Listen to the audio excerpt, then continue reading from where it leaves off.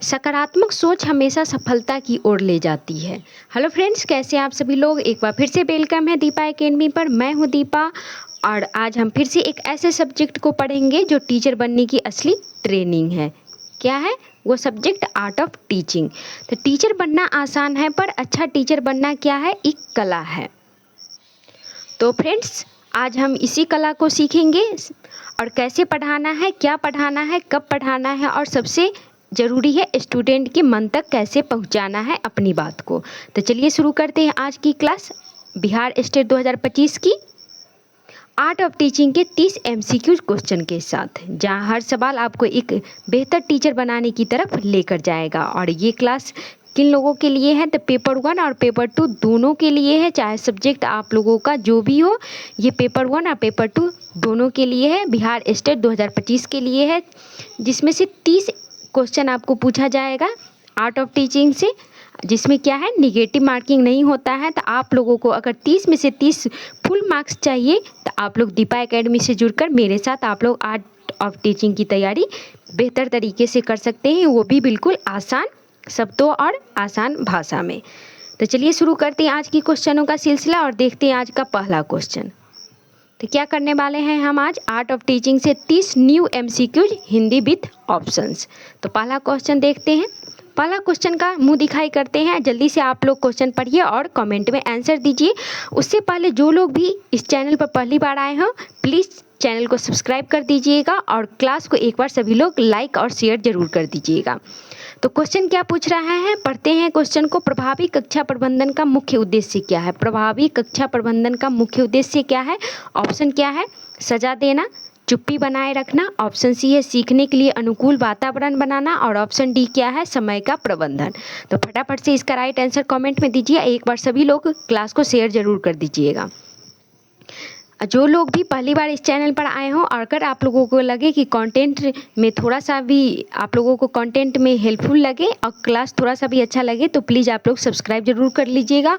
और आप लोगों को इस चैनल पर क्या मिल जाएगा? स्टेट की पूरी तैयारी, सीटेट की, बीएड की, जल्दी बीएड की नया बैच स्टार्ट होने वाला है 25 से 27 में। तो जल्दी हम लोग बीएड की क्लास शुरू करने वाले हैं, जिसमें आप लोगों को पूरे यूनिट से इम्पॉर्टेंट क्वेश्चन कराया जाएगा और साथ में आप लोगों को ऑब्जर्वेशन की कॉपी कैसे लिखना है, असाइनमेंट की कॉपी कैसे लिखना है, ये भी बताएंगे। और साथ में आप लोगों को PDF भी देंगे ताकि आप लोग उसी के तरीक़ा से आप लोग अपने कॉपी में लिख पाएंगे। और अभी आप लोग क्या कर रहे हैं? आर्ट ऑफ टीचिंग से स्टेट की क्लास कर रहे हैं और BPSC TRE 4 का GK GS का भी आप लोगों को क्लास चल रहा है डेली 5 PM पे। और डेली न्यूज आप लोगों को मिल जाएगा, जिसमें न्यू जॉब वैकेंसी और जो भी इम्पोर्टेंट हो करेंट अफेयर्स से, तो आप लोगों को डेली न्यूज वीडियो मिल जाएगा आप लोगों को शॉर्ट्स में। तो जल्दी से क्वेश्चन नंबर पहला का आंसर दीजिए कमेंट में। प्रभावी कक्षा प्रबंधन का मुख्य उद्देश्य क्या है? तो इसका राइट आंसर क्या हो जाएगा? इसका राइट आंसर हो जाएगा ऑप्शन सी, सीखने के लिए अनुकूल वातावरण बनाना। सी विल बी राइट आंसर। अगला क्वेश्चन देखते हैं। क्वेश्चन नंबर दूसरा है हमारे स्क्रीन पर। एक शिक्षक के लिए सबसे आवश्यक गुण क्या है? एक शिक्षक के लिए सबसे आवश्यक गुण क्या है? कठोर व्यवहार है, विषय पर पकड़ है, ऑप्शन सी है डांटने की क्षमता है और ऑप्शन डी है उच्च वेतन है। तो क्या हो जाएगा इसका सही उत्तर? जल्दी से आप लोग कमेंट में बताइए। तो इसका सही उत्तर हो जाएगा ऑप्शन बी, विषय पर पकड़। क्या होना चाहिए? जो भी टीचर विषय पढ़ाए उस पर क्या होना चाहिए? टीचर का विषय पर मास्टरी हासिल होनी चाहिए। B will be right answer. अगला क्वेश्चन देखते हैं। क्वेश्चन नंबर 3 है हमारे स्क्रीन पर। एक अच्छा शिक्षक विद्यार्थियों को कैसे प्रोत्साहित करता है? एक अच्छा शिक्षक विद्यार्थियों को कैसे प्रोत्साहित करता है? डर से, पुरस्कार देकर, आत्म प्रेरणा से और ऑप्शन डी है परीक्षा से। तो इसका सही उत्तर क्या हो जाएगा? जल्दी से आप लोग कमेंट में बताइए और क्लास को प्लीज़ एक बार शेयर जरूर कर दीजिएगा। तो इसका सही उत्तर हो जाएगा ऑप्शन सी, आत्म प्रेरणा से। C will be right answer. अगला क्वेश्चन देखते हैं। क्वेश्चन नंबर 4 है हमारे स्क्रीन पर। पढ़िए और जल्दी से इसका राइट आंसर आप लोग कमेंट में दीजिए। क्या है क्वेश्चन? निम्न में से कौन सा मूल्यांकन का प्रकार है?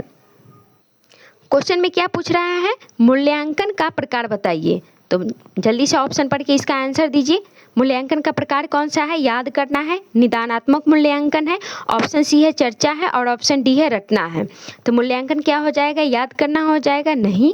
चर्चा करना ये भी नहीं होगा, रटना ये भी नहीं होगा। तो निदानात्मक मूल्यांकन में क्या होता है? निदानात्मक मूल्यांकन में बच्चों का वीक पॉइंट पता करते हैं और फिर उपचारात्मक तरीके से उस वीक पॉइंट पर हम लोग काम करके बच्चों को पढ़ाया जाता है। तो इसका राइट आंसर क्या हो जाएगा? बी हो जाएगा। B will be right answer. Next question देखते हैं। क्वेश्चन नंबर 5 है, शिक्षण का केंद्र कौन होता है? शिक्षण का केंद्र कौन होता है? पाठ्यक्रम होता है, शिक्षक होता है, ऑप्शन सी छात्र है और ऑप्शन डी विद्यालय है। तो न्यू शिक्षा नीति 2020 के तहत केंद्र में किसको रखना है? जल्दी से बताइए आप लोग। इसका सही उत्तर क्या हो जाएगा? तो इसका सही आंसर क्या हो जाएगा? छात्र हो जाएगा। शिक्षण के केंद्र में किसको रखना है? छात्र को रखना है। न्यू शिक्षा नीति में साफ बताया गया है कि शिक्षण केंद्र में छात्रों को रखना है। छात्र की रुचि और उनके इच्छा अनुसार ही उनको पढ़ाया जाना चाहिए। तो इसका राइट आंसर क्या हो जाएगा? Option C, C will be right answer. अगला क्वेश्चन क्या है? क्वेश्चन नंबर 6 देखते हैं। कौन सी विधि सीखने के लिए सबसे अधिक प्रभावशाली मानी जाती है? कौन सी विधि सीखने के लिए सबसे अधिक प्रभावशाली मानी जाती है? लेक्चर को, रटंत को, गतिविधि आधारित और ऑप्शन डी है मौन विधि।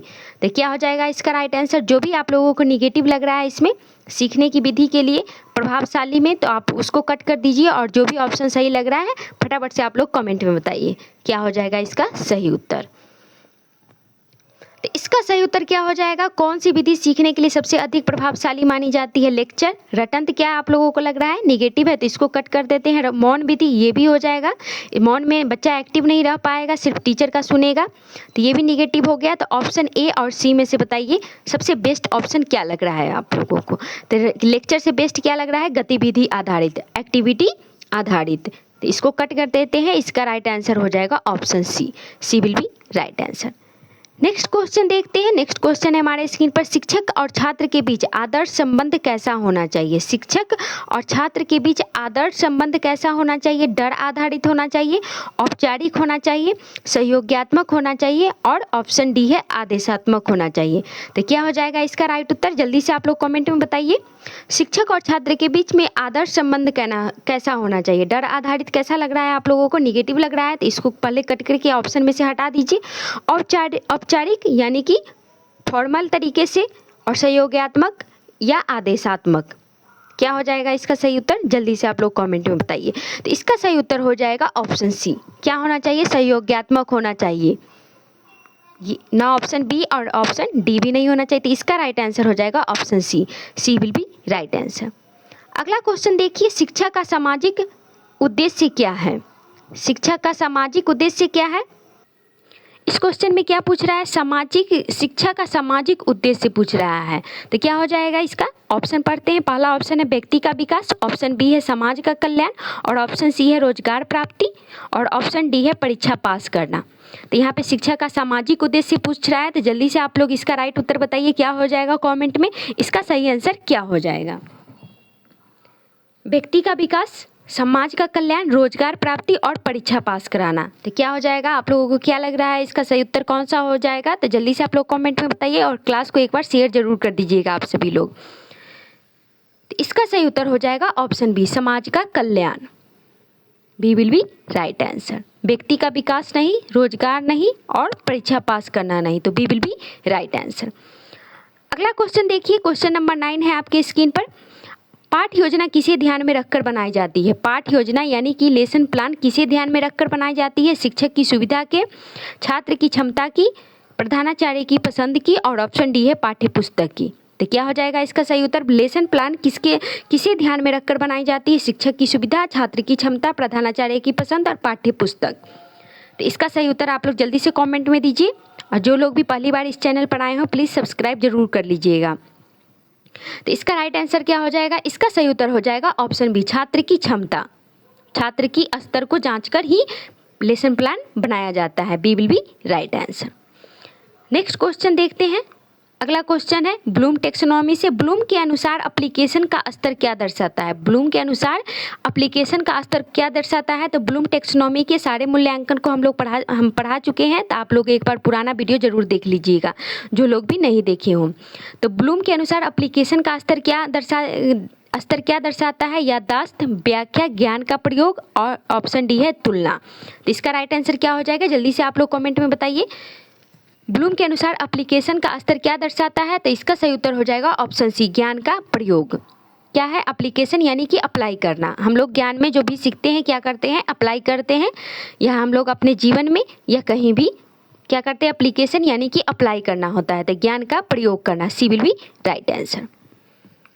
अगला क्वेश्चन देखते हैं। क्वेश्चन नंबर 11 है हमारे स्क्रीन पर। कौन सा अधिगम सबसे अधिक प्रभावशाली माना जाता है? कौन सा अधिगम सबसे अधिक प्रभावशाली माना जाता है? ऑप्शन देखिए, जल्दी से इसका सही उत्तर आप लोग कमेंट में दीजिए। तो ऑप्शन क्या दे रखा है? श्रवण, दृश्य, क्रियात्मक, मौखिक। तो कौन सा अधिगम सबसे अधिक प्रभावशाली होगा इसमें से? जल्दी से आप लोग सही उत्तर बताइए। तो इसका सही उत्तर हो जाएगा ऑप्शन सी, क्रियात्मक, यानी कि एक्टिविटी आधारित। C will be right answer. Next question है, क्वेश्चन नंबर 12 है। शिक्षण सहायक सामग्री किसे कहा जाता है? शिक्षण सहायक सामग्री किसे कहा जाता है? टीचिंग एड्स से है, डेस्क को कहा जाएगा, डस्टर को, मॉडल को, ब्लैक बोर्ड को। तो शिक्षक सहायक सामग्री किसे कहा जाएगा? जल्दी से बताइए आप लोग। यहाँ पे नया पेज ऐड हो गया है क्या? ये कौन सा क्वेश्चन है? क्वेश्चन नंबर 12, यहाँ पे क्वेश्चन नंबर 13। चलिए सही है। तो क्या पूछ रहा है? शिक्षक सहायक सामग्री किसे कहा जाता है? डेस्क को, डस्टर को, मॉडल को, ब्लैक बोर्ड को। तो जल्दी से इसका सही उत्तर बताइए आप लोग।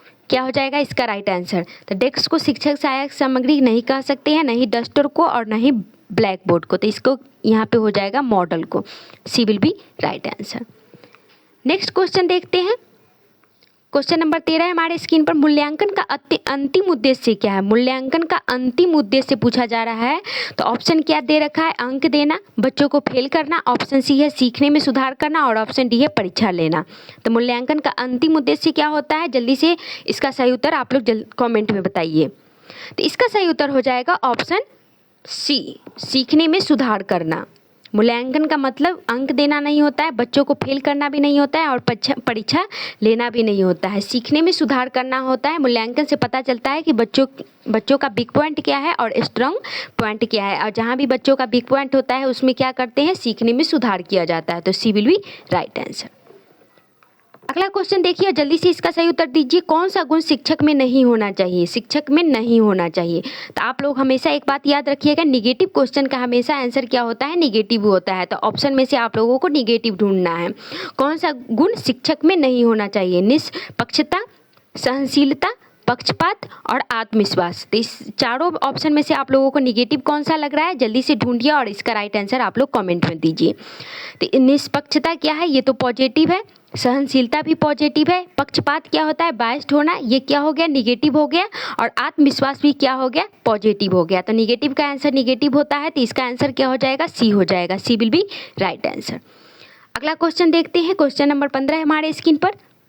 अनुशासन का सर्वोत्तम रूप कौन सा है? अनुशासन का सर्वोत्तम रूप पूछा जा रहा है। तो जल्दी से ऑप्शन पढ़िए और इसका सही उत्तर आप लोग कमेंट में दीजिए। उससे पहले आप लोग सभी लोग एक बार क्लास को लाइक कर दीजिए और क्लास को शेयर कर दीजिए। तब पहला ऑप्शन क्या है? डांटना है। ऑप्शन बी है बाहरी नियंत्रण है। ऑप्शन सी है आत्म अनुशासन है और ऑप्शन डी है पुरस्कार है। तो क्या हो जाएगा इसका सही उत्तर? जल्दी से आप लोग कमेंट में दीजिए। तो इसका सही उत्तर हो जाएगा ऑप्शन सी, आत्म अनुशासन। सी विल बी राइट आंसर। अगला क्वेश्चन है, क्वेश्चन नंबर 16 है। शिक्षण प्रक्रिया का मूल आधार क्या है? शिक्षण प्रक्रिया का मूल आधार पूछा जा रहा है। तो क्या हो जाएगा? विषय, पाठ्यक्रम, शिक्षक, उद्देश्य। तो शिक्षण प्रक्रिया का मूल आधार क्या हो जाएगा? जल्दी से इसका सही उत्तर आप लोग कमेंट में बताइए। तो इसका सही उत्तर हो जाएगा ऑप्शन डी, उद्देश्य। शिक्षण प्रक्रिया का मूल उद्देश्य क्या होना चाहिए? एम होना चाहिए। जैसे हम लोग ये क्लास क्यों कर रहे हैं? बिहार स्टेट पास करने के लिए। क्या कर रहे हैं? बिहार स्टेट क्लियर करने के लिए, और सब लोगों का क्लियर होगा। नेक्स्ट क्वेश्चन देखते हैं। अगला क्वेश्चन है, अधिगम के लिए प्रेरणा का मुख्य स्रोत कौन सा है? अधिगम के लिए प्रेरणा का मुख्य स्रोत पूछा जा रहा है। यहाँ पे अधिगम के लिए प्रेरणा का मुख्य स्रोत कौन सा हो जाएगा? पाठ्यपुस्तक, सहपाठी, शिक्षक, परीक्षा। तो क्या हो जाएगा सही उत्तर? जल्दी से आप लोग कमेंट में बताइए। आप लोगों को अधिगम के लिए कैसे प्रेरणा मिलती है, और यहाँ ऑप्शन में से बताना है। पाठ्यपुस्तक है प्रेरणा, सहपाठी होगा प्रेरणा, या शिक्षक या परीक्षा। तो क्या हो जाएगा राइट आंसर? इसका राइट आंसर हो जाएगा शिक्षक। बच्चों को क्या करेगा? शिक्षक मोटिवेट करेगा पढ़ने के लिए। तो यहाँ पे सही आंसर हो जाएगा C, C will be right answer. Question number 18 है, मूल्यांकन की प्रक्रिया में कौन सा चरण नहीं आता है? मूल्यांकन की प्रक्रिया में कौन सा चरण नहीं आता है? तो इसका सही उत्तर क्या हो जाएगा? उद्देश्य निर्धारण, पाठ्यक्रम तैयार करना, ऑप्शन सी है प्रश्न निर्माण और ऑप्शन डी है उत्तर मूल्यांकन। तो क्या हो जाएगा इसका सही उत्तर? जल्दी से आप लोग बताइए कमेंट में। इसका राइट आंसर क्या हो जाएगा? तो इसका राइट आंसर क्या हो जाएगा? ऑप्शन बी, पाठ्यक्रम तैयार करना। क्वेश्चन नंबर 18 का राइट आंसर क्या हो जाएगा? पाठ्यक्रम तैयार करना, B will be right answer. अब हम अगला क्वेश्चन देखते हैं। क्वेश्चन नंबर 19 है आप लोगों के स्क्रीन पर, तो जल्दी से आप लोग पढ़िए और इसका सही उत्तर कमेंट में दीजिए। क्वेश्चन क्या पूछ रहा है आप लोगों से? प्रभावी शिक्षण के लिए सबसे जरूरी क्या है? प्रभावी शिक्षण के लिए सबसे जरूरी क्या है? अच्छा कपड़ा, रोचक प्रस्तुति, ऑप्शन सी है सख्त नियम और ऑप्शन डी है बड़ी कक्षा। तो क्या हो जाएगा इसका राइट आंसर? क्या लगता है आप लोगों को? अच्छा कपड़ा होना चाहिए प्रभावी शिक्षण के लिए, या रोचक प्रस्तुति होनी चाहिए, या ऑप्शन सी है सख्त नियम होनी चाहिए और ऑप्शन डी है बड़ी कक्षा होनी चाहिए। तो क्या हो जाएगा राइट आंसर? इसका राइट आंसर हो जाएगा ऑप्शन बी, रोचक प्रस्तुति होनी चाहिए, ताकि बच्चों इसमें रुचि हो और वो आनंद के पूर्वक उसको पढ़ सके। तो B will be right answer. अच्छे कपड़ा नहीं, सख्त नियम नहीं और बड़ी कक्षा भी नहीं, B will be right answer. Next question देखते हैं। क्वेश्चन नंबर 20 है, जल्दी से पढ़िए आप लोग, इसका आंसर दीजिए। क्वेश्चन क्या पूछ रहा है आप लोगों से? कंस्ट्रक्टिविज्म में ज्ञान की रचना होती है, रचनात्मकता बाद में ज्ञान की रचना होती है, कब होती है, किससे होती है? शिक्षक के द्वारा, पुस्तक से होती है, अनुभव से होती है या रटने से होती है? तो क्या लग रहा है आप लोगों को? रचनात्मकता बाद में ज्ञान की रचना कैसे होती है? कंस्ट्रक्टिविज्म में ज्ञान की रचना होती है शिक्षक के द्वारा, पुस्तक से, अनुभव से या रटना से। रटना क्या है? निगेटिव हो गया, तो इसको कट कर देते हैं। आप जल्दी से आप लोग ए, बी और सी में से सही उत्तर बताइए। रचना बाद में ज्ञान की रचना कैसे होती है? तो शिक्षक से नहीं, पुस्तक से नहीं, तो इसका राइट आंसर हो जाएगा अनुभव से, C will be right answer. Question number 21 देखते हैं। कौन सा मूल्यांकन शिक्षण के बीच में होता है? कौन सा मूल्यांकन शिक्षण के बीच में होता है? प्रारंभिक, समेकित, ऑप्शन सी है औपचारिक और ऑप्शन डी है फॉर्मेटिव। तो कौन सा मूल्यांकन आप लोगों को पढ़ाए हुए हैं? जल्दी से याद कीजिए और इसका सही उत्तर दीजिए। और जो लोग भी पहली बार आए हैं तो चैनल को सब्सक्राइब कर लीजिएगा और एक बार सभी क्लास आप लोग देख लीजिएगा। तो क्या हो जाएगा इसका राइट आंसर? फॉर्मेटिव हो जाएगा। ये क्या होता है? क्लास के दौरान मूल्यांकन होता है और समेटिव कब होता है? क्लास के अंत में होता है। तो D will be right answer. अगला क्वेश्चन देखिए। अधिगम संप्रेरणा को बढ़ाने का सबसे सरल तरीका है। अधिगम संप्रेरणा को बढ़ाने का सबसे सरल तरीका है सजा देना है, पुरस्कार देना है, जिज्ञासा उत्पन्न करना है और ऑप्शन डी है प्रतियोगिता कराना है। तो क्या हो जाएगा इसका राइट आंसर? इसमें से जो भी आप लोगों को निगेटिव लग रहा है उसको पहले कट कीजिए और जल्दी से इसका राइट आंसर आप लोग कमेंट में दीजिए। अधिगम संप्रेरणा को बढ़ाने का सरल तरीका क्या हो जाएगा? सजा देना है, नहीं, ये निगेटिव हो जाएगा। पुरस्कार देना क्या हो जाएगा? ये बाहरी मोटिवेशन हो जाता है, तो ये भी नहीं होगा, इसको भी कट कर दीजिए। प्रतियोगिता कराना यानी कि प्रतिस्पर्धा करवाना, ये भी नहीं होगा, तो इसका सही उत्तर हो जाएगा जिज्ञासा उत्पन्न करना। बच्चों को क्या करना है? इंटरनल मोटिवेशन देना होता है, तो सी विल बी राइट आंसर। अगला क्वेश्चन देखिए। क्वेश्चन नंबर 23 है। माइक्रो टीचिंग में एक कौशल को सिखाने का समय होता है। माइक्रो टीचिंग में एक कौशल को सिखाने का समय कितना होता है? 30 मिनट होता है, 45 मिनट होता है, 10 मिनट होता है या 1 घंटा होता है? तो क्या हो जाएगा इसका राइट आंसर? ये भी पढ़ा चुके हैं आप लोगों को पहले ही, तो आप लोग जल्दी से इसका राइट आंसर कमेंट में दीजिए। माइक्रो टीचिंग में एक कौशल को सिखाने का सही समय क्या होता है और कितना समय होता है? तो इसका राइट आंसर हो जाएगा ऑप्शन सी, 10 मिनट होता है, C will be right answer. Next question है हमारे स्क्रीन पर। कौन सी विधि में छात्र पूर्ण रूप से सक्रिय होते हैं? यहाँ पे पूछ रहा है कौन सी विधि में छात्र पूर्ण रूप से एक्टिव होता है? व्याख्यान में, मुख्य पठन में, ऑप्शन सी है परियोजना विधि में और ऑप्शन डी है नोट्स बनाने में। तो क्या हो जाएगा इसका राइट आंसर? जल्दी से आप लोग कमेंट में बताइए। तो इसका राइट आंसर हो जाएगा ऑप्शन सी, परियोजना विधि में। इसमें क्या होता है? बच्चा पूर्ण रूप से एक्टिव होता है, C will be right answer. Question number 25 देखिए। अधिगम की सबसे बड़ी बाधा क्या है? अधिगम की बाधा पूछा जा रहा है। तो पाठ्य पुस्तक है, शिक्षक की उपेक्षा है और ऑप्शन सी है परीक्षा का डर है और ऑप्शन डी है प्रबंधन है। तो क्या हो जाएगा इसका राइट आंसर? जल्दी से आप लोग कमेंट में बताइए। तो इसका राइट आंसर हो जाएगा ऑप्शन बी, शिक्षक की उपेक्षा है। क्या करनी चाहिए? शिक्षक को बच्चों की उपेक्षा नहीं करनी चाहिए। तो क्या हो जाएगा? यहाँ पे निगेटिव पूछा गया, तो ये दोनों क्या है? निगेटिव है। तो इसका राइट आंसर हो जाएगा B, B will be right answer. Question number 26 देखिए। मूल्यांकन का उद्देश्य नहीं है। मूल्यांकन का उद्देश्य नहीं है अंक देना, सीखने का सुधार, सीखने की पहचान और ऑप्शन डी है प्रक्रिया का मूल्यांकन। तो यहाँ भी आप लोगों को क्या करना है, निगेटिव ही ढूंढना है। तो जल्दी से आप लोग ढूंढिए और इसका सही उत्तर आप लोग कमेंट में दीजिए। मूल्यांकन का उद्देश्य नहीं है अंक देना, सीखने की सुधार, सीखने की पहचान, प्रक्रिया का मूल्यांकन। तो सीखने की सुधार किया जाता है मूल्यांकन के द्वारा, सीखने की पहचान भी की जाती है, प्रक्रिया का मूल्यांकन भी किया जाता है। तो क्वेश्चन नंबर 26 का आंसर क्या हो जाएगा, ऑप्शन सीखने का सुधार, अंक देना।